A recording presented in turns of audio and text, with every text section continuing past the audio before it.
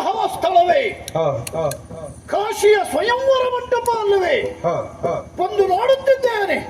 ನನ್ನ ದೃಷ್ಟಿ ಅಲ್ಲಿಯವರೆಗೆ ಗೋಚರಿಸುತ್ತದೋ ಅಲ್ಲಿಯವರೆಗೆ ಕಾಣುತ್ತಿದ್ದದ್ದು ಜನಸಂದಣಿ ಕಿಕ್ಕಿರಿದು ಸೇರಿದೆ. ಮುಖ್ಯವಾಗಿ ಅದರಲ್ಲಿ ಪೃಥ್ವೀಶರ ಸಭೆ ಸೇರಿದ ಪೃಥ್ವೀಶರ ದೃಷ್ಟಿಯೆಲ್ಲವೂ ಒಂದೇ ಕಡೆ ಕೇಂದ್ರೀಕೃತವಾಗಿದೆ. ಹಾಗಿದ್ರೆ ಇಂದಿನ ಈ ಸಭೆಯ ಕೇಂದ್ರ ಬಿಂದುಗಳು ಯಾರು ಎಂದು ಗುರುತಿಸಿದ್ರೆ ಕಾಶೀಶರ ಮೂವರು ಕುವರಿಯರು. ಹಾಗಿದ್ರೆ ಈ ಪೃಥ್ವೀಶರು ಬಂದಿರುವುದು ಇವರನ್ನ ವರಿಸುವುದಕ್ಕೆ ಈ ವ್ಯವಸ್ಥೆ ಯಾರಿಂದ ಆಯಿತು?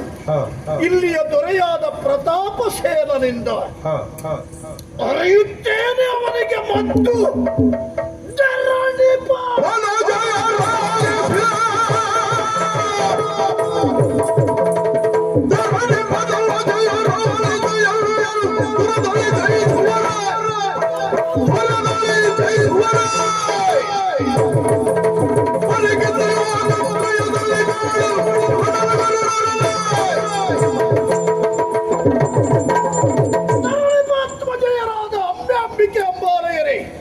ನಾನಾಡುವ ಮಾತನ್ನ ಲಕ್ಷ್ಯ ಕೊಟ್ಟು ಕೇಳಿ. ಈ ಪೃಥ್ವಿಯಲ್ಲಿ ಸುರ ನರ ಕಿನ್ನರ ಕಿಪ್ಪುರುಷ ಗರುಡ ಗಂಧರ್ವ ಸಿದ್ಧ ಸಾಧ್ಯರಾದಿಯಾಗಿ ದುರದಲ್ಲಿ ನನ್ನನ್ನು ಜಯಿಸಬಹುದಾದಂತಹ ಪಟುಬಡ್ಡ ಮತ್ತೊಬ್ಬ ಇಲ್ಲ. ಹಾಗೆ ನನ್ನ ಮಾತಿನ ಬಗ್ಗೆ ನಿಮ್ಮ ಮೂವರಿಗೆ ವಿಶ್ವಾಸ ಹುಟ್ಟುವಂತಾದರೆ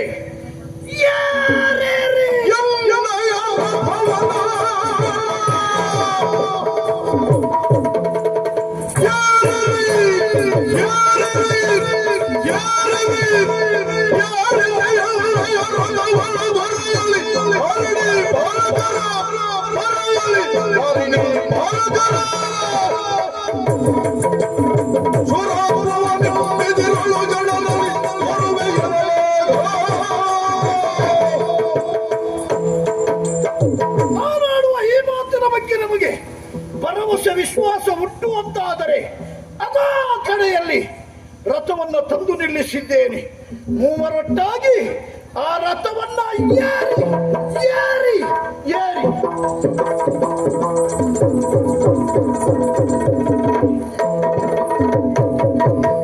ಸುರತರಂಗಿಣಿಯ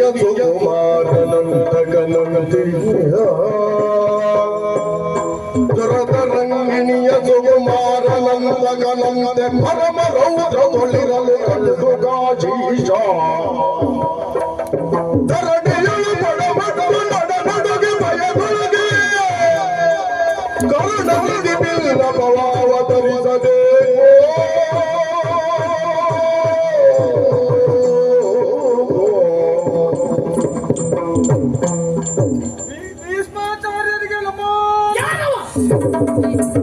ನಾನು ಪ್ರತಾಪ ಸೇನ. ಮುಂದೆ ಬಾ. ಪ್ರತಾಪ ಸೇನ, ಏನು ನಿನ್ನ ನಾಡಿನಲ್ಲಿ ನಡೆಯುತ್ತಿರುವುದು? ನನ್ನ ಮಕ್ಕಳಿಗೆ ಮದುವೆ ಮಾಡಿಸಬೇಕು ಎನ್ನುವ ಹಾಗೆ ಸ್ವಯಂವರ. ಯಾರು ನಿಶ್ಚಯಿಸಿದವರು? ನಾನೇ ನಿಶ್ಚಯಿಸಿ. ಏನಿವರೆಲ್ಲ ವರ್ತಮಾನ ಕೇಳಿ ಬಂದವರ? ನಾನೇ ಅವರಿಗೆಲ್ಲ ಲೇಖನ ಬರೆದು ಕಳುಹಿಕೊಟ್ಟವ. ನೀನೇ ಕರೆಸಿಕೊಂಡದ್ದ? ಹೌದು. ಪೃಥ್ವಿಯಲ್ಲಿ ಅಧಿರಾಜ ಮನತನವಾದ ಹಸ್ತಿನಿ ಒಂದುಂಟು ಎನ್ನುವ ಹೌದು ಗಮನ ಉಂಟ ನಿನಗೆ? ಖಂಡಿತವಾಗಿಯೂ ನೆನಪಿದೆಯಾ? ಹೌದು. ಅಥವಾ ಗಾಳಿಯಲ್ಲಿ ತೂರಿಕೊಂಡು ಹೋಯಿತು ಅಂತ ಗ್ರಹಿಸಿದ್ಯಾ? ನೆನಪಿದೆಯಲ್ಲ? ಹೌದು. ಯಾಕೆ ಬರಲಿಲ್ಲ ನಮ್ಮ ಹಸ್ತಿನಿಗೆ ನಿನ್ನ ಲೇಖನ? ನಿಮಗೂ ಲೇಖನ ಬರೆದಿದ್ದೆ ನಾನು. ಬಹುಶಃ ದೂತ ತಂದು ಕೊಡುವುದು ಸ್ವಲ್ಪ ತಡ ಮುಚ್ಚ. ಯಾವ ಕಾರಣಕ್ಕೂ ಅಧಿರಾಜ ಮನತನಕ್ಕೆ ಮೋಸ ಮಾಡುವುದಕ್ಕೆ ಸಾಧ್ಯ ಇಲ್ಲ. ಏನು ಗಾಳಿ ಬಂದತ್ತ ತೂರಿಕೊಳ್ಳುವ ಸ್ವಭಾವವ ನಿನ್ನದ್ದು? ಮುಖ ನೋಡಿ ಮಳೆ ಹಾಕ್ತೇನ? ನೀನು ನಿನ್ನ ಸಭೆಯಲ್ಲಿ ಆಡಿದ ವಿಚಾರ ಬೇಹಿನ ಜನರು ಬಂದು ನನಗೆ ಸೂಚಿಸಿದ್ದಾರೆ.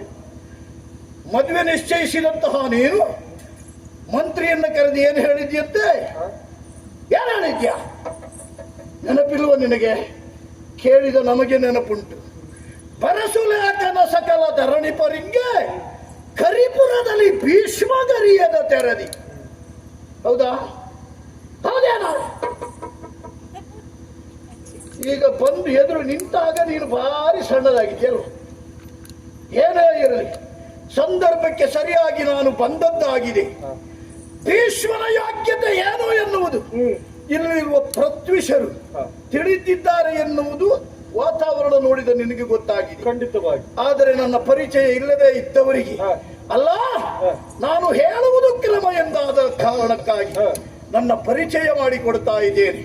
ಕೇಳ್ತೀರಾ?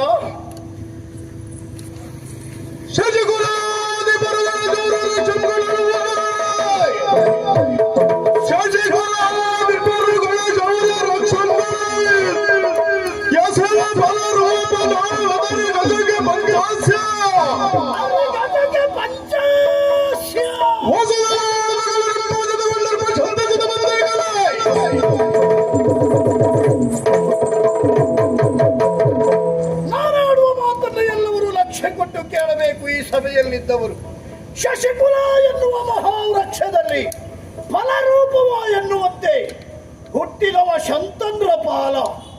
ಆ ಶಂತಂದ್ರ ಪಾಲನಿಗೆ ಒಬ್ಬನೇ ಮಗ ಭೀಷ್ಮ ಎನ್ನುವುದಾಗಿ ನನ್ನ ಹೆಸರು.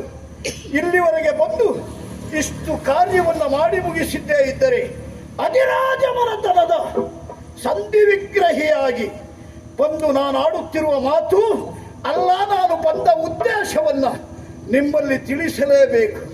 ನಮ್ಮದ್ದು ಸಕಲ ಭೂಭುಜರಿಂದ ಮಾನ್ಯತೆಗೊಳ್ಳುವಂತಹ ವಂಶ. ಭೀಷ್ಮನ ಹೆಸರು ಪ್ರತ್ಯೇಕವಾಗಿಯೇ ಪ್ರಪಂಚ ಉಲ್ಲೇಖಿಸಿದೆ. ಅರಿಗಜಕ್ಕೆ ಪಂಚಾಸ್ಯ. ನಮ್ಮದ್ದಾದಂತಹ ಯೋಗ್ಯತೆಯನ್ನು ತೋರಿಸುವುದಕ್ಕೆ ಇಂಥ ಕ್ಷೇತ್ರವೇ ನಮಗೆ ಮುಖ್ಯ ಅಲ್ಲ.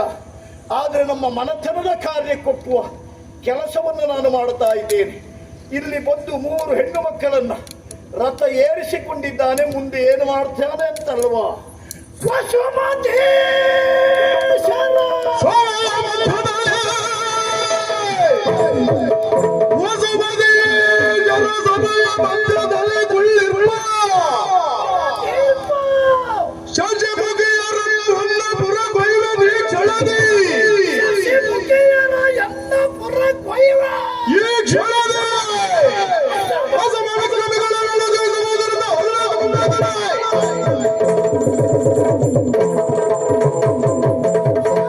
ವಸುಮತೀಶರೆಲ್ಲವರು ಕೇಳಿ ಕರೆದುಕೊಂಡು ಹೋದ ಮೇಲೆ ನಮಗೆ ಅವಕಾಶವೇ ಸಿಗಲಿಲ್ಲ ಅಂತ ಹೇಳುವುದು ಬೇಡ. ಕೊಡ್ತಾ ಇದ್ದೇನೆ ಅವಕಾಶವನ್ನ. ವಸುಮತೀಶರ ಸಭೆಯ ಮಧ್ಯದಲ್ಲಿ ಕುಳಿತುಕೊಂಡಿರುವಂತಹ ಈ ಶಶಿಮುಖಿಯರನ್ನ ನಮ್ಮ ಪುರವಾದ ಹಸ್ತಿನಾವತಿಗೆ ಕೊಂಡೊಯ್ಯುತ್ತಿದ್ದೇನೆ. ಯಾರಾದರೂ ಆಕ್ಷೇಪಿಸುವ ಅಥವಾ ಪ್ರತಿಭಟಿಸುವ ಒಬ್ಬ ಪಟುಮಟ ಇದ್ದರೆ ಬರಬಹುದು. ಕೇಳಿಯ ಕಾಜಿಪುರೇಶ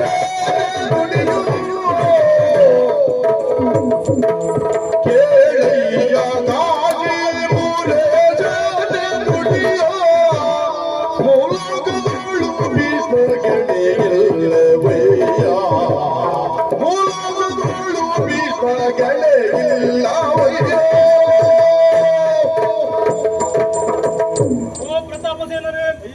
ನಾವು ಆಡುವ ಮಾತನ್ನ ಸರಿಯಾಗಿ ಲಾಲಿಸಬೇಕು, ಜೊತೆಯಲ್ಲಿ ಪಾಲಿಸಬೇಕು. ಸರಿ. ಭೀಷ್ಮಾಚಾರ್ಯರಿಗೆ ಈ 7 ಲೋಕದಲ್ಲಿ ಸರಿಸಮನಾದವರು ಯಾರೂ ಇಲ್ಲ. ಅವರ ದುರಪರಾಕ್ರಮಕ್ಕೆ ಎಲ್ಲರೂ ಸೋತವರೇ. ಆದರೆ ಈ ಸಭೆಗೆ ಅವರು ಬರ್ತಾರೆ ಎನ್ನುವ ವಿಚಾರವನ್ನು ನಾವು ಯಾರೂ ತಿಳಿದವರಲ್ಲ. ಒಂದೊಮ್ಮೆ ಅವರು ಬರ್ತಾರೆ ಎನ್ನುವ ಹಾಗೆ ನಾವು ಮೊದಲೇ ತಿಳಿದಿದ್ದರೆ ನಾವ್ಯಾರೂ ಈ ಸಮಾರಂಭದಲ್ಲಿ ಪಾಲ್ಗೊಳ್ಳುತ್ತಿರ್ಲಿಲ್ಲ. ಸರಿ. ಈಗ ನಾವು ಹೇಳುವುದು ಇಷ್ಟೇ, ನಿಮ್ಮ 3 ಮಂದಿ ಹೆಣ್ಣು ಮಕ್ಕಳನ್ನ ಭೀಷ್ಮಾಚಾರ್ಯರಿಗೆ ಕೊಡುವುದಕ್ಕೆ ನಮ್ಮೆಲ್ಲರ ಸಮ್ಮತಿ.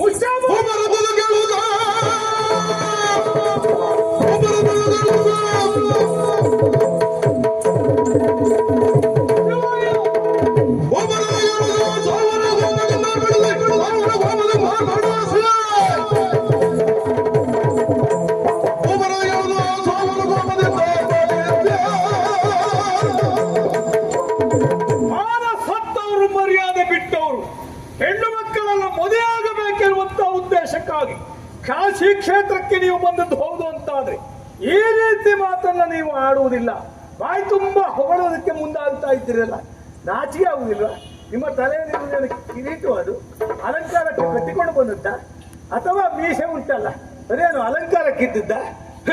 ಮಾನ ಬಿಟ್ಟವರು, ಮರ್ಯಾದೆ ಸತ್ತವರು ನೀವು ಅರಸು ಮಕ್ಕಳಲ್ಲ, ಅರಸುವ ಮಕ್ಕಳು ನೀವು. ನಿಮ್ಮಲ್ಲಿ ಸಾಮರ್ಥ್ಯ ಇಲ್ಲದೆ ಹೇಳಿ ಹಾಗೆ ನಿಂತಿದ್ರಲ್ಲ, ದುರಪರಾಕ್ರಮ.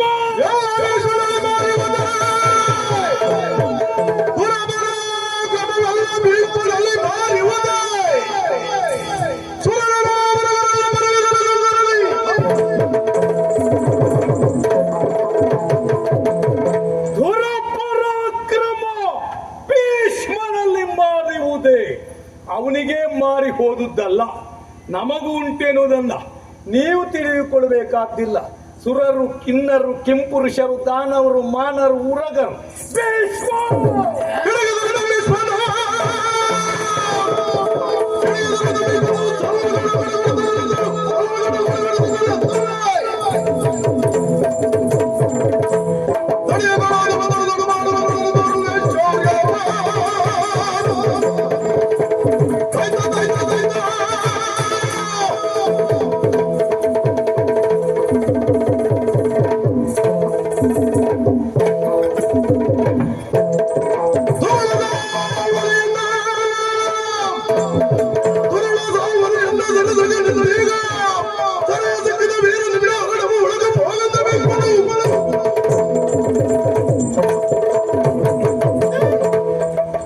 ದುಷ್ಟ, ಏನೆಲ್ಲ ಹೇಳಿಕೊಂಡ್ಯ? ಏನಿದ್ದರೂ ನುಡಿದಂತೆ ನಡೆದುಕೊಳ್ಳುವ ಅಭ್ಯಾಸ ಇರಬೇಕು. ಮುಖ್ಯವಾಗಿ ಆ ಯೋಗ್ಯತೆ ಇರಬೇಕು. ಏನಂದ ಸೇರಿದ ಸಭಿಕರ ಮುಂದೆ ದುರಪರಾಕ್ರಮವೆಲ್ಲ ಭೀಷ್ಮನಲ್ಲಿ ಮಾರಿಹುದೇ.